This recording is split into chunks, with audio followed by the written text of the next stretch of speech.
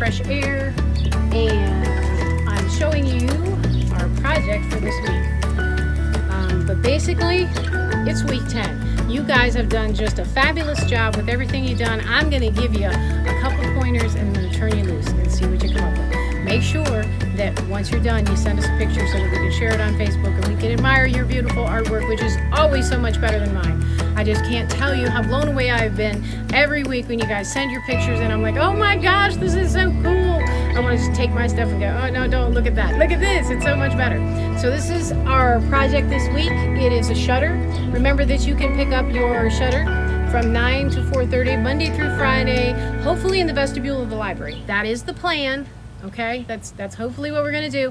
If that doesn't work out, we'll either have them outside, or if you don't see them, make sure that you give us a call, and we'll make sure that you get your shutter. They do come. I believe the majority of them are blue. Some of them are white. It is fabulous to go ahead and work with them as is, but you can also paint them, and I'll walk you through a couple of the ones that I did and kind of show you just some pointers, and then you just could go and do it. If you decide you're going to paint your shutter, I highly recommend that you use a paint that is plastic friendly. It adheres much better. And most of the spray paints I've noticed in the hardware store now, when you go to the Home Depot or the Lowe's, say right on there that they're good for plastic. But that's going to work best, but it also kind of works fabulously just in its little sort of, rough state. One of the things that I would like to point out is they already, most all of them have these cool little pre-drilled holes. So if you want to add decorations to them, that makes it super easy. But also if you need to drill new holes in there, these are pretty easy to work with and you can drill right through them, which makes them really fun. So you can really get creative. You can hang little baskets or fun little decorations. There's lots you can do with them. The possibilities are only limited by your imagination. So come and pick up your shutter. I'm going to show you a couple of things that I did, and then I'm just going to wait to see what you create. So this first one that I did is kind of a harvest or Thanksgiving theme. Oh, thank you, Flick. No, there's no turkey.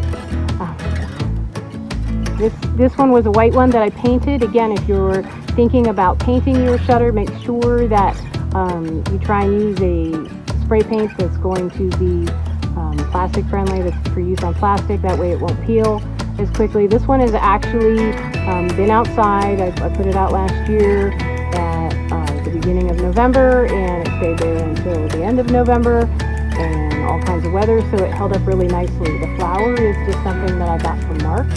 It was really, really cheap. That bald spot down there is where one fell off. I'll have to hot glue it back on, but that's okay. I did use outdoor vinyl, but I did not seal it. So I'm really impressed that it held up as nicely as it did. If I'm going to put it out again next year, or this year, obviously.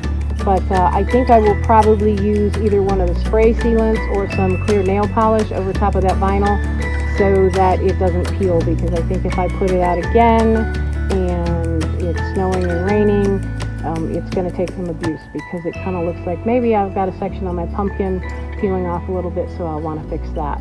And the turkey is actually just a pre-cut piece of craft foam. It was glittery, but then again, when you stand out in the cold and the rain and the snow for days on end, you sort of lose your luster. But he's held up pretty good. And again, he was just a pre-cut piece of craft foam that I probably got at Joann's. The other one that I have here is Santa's Castle. You'll have a hard time doing this exactly because, again, I use two shutters, and I also use the angle ones, which we don't have any more of those, but you could certainly use your shutter in a single style to make a door handle. The letters, I simply used a stencil. Obviously, I cut it on the Cricut because if you followed any of my videos, you know that I have no artistic ability at all whatsoever. The greenery and the jingle bells, those just came from the Dollar Tree, dirt cheap. And then the cool little handles that kind of make it what it is were actually in a little baggie of assorted handles that I got at the Goodwill and just painted up and glued on there. Again, I tried to take advantage of the pre-drilled holes in both of my shutters to kind of mount my decorations, but it certainly is easy enough to drill in there if you need your holes to be bigger or want to add some extra holes to do that. They're certainly easy to work with. Well, hey, I just wanted to say thanks. I wanted to thank everybody for sharing your projects and joining me on Trash to Treasure Tuesday. It has been so fun, and you guys are just awesome. Your creativity is really cool, and you are some really talented folks. So I appreciate you tuning in every week and hanging out and having fun. Make sure that you're checking out both our Facebook page and our YouTube channel so that you know what exciting and fun things are coming up next, because the Kingsville Library isn't going anywhere. We are still here for you. Even if we can't have regularly scheduled programming, we'll still be doing the virtual thing, and once it's safe, I'm going to have y'all back at the library. We'll have a big old party. But just keep watching for what's coming next all the way around. You guys have been great. It's been fun, and I will see you real soon.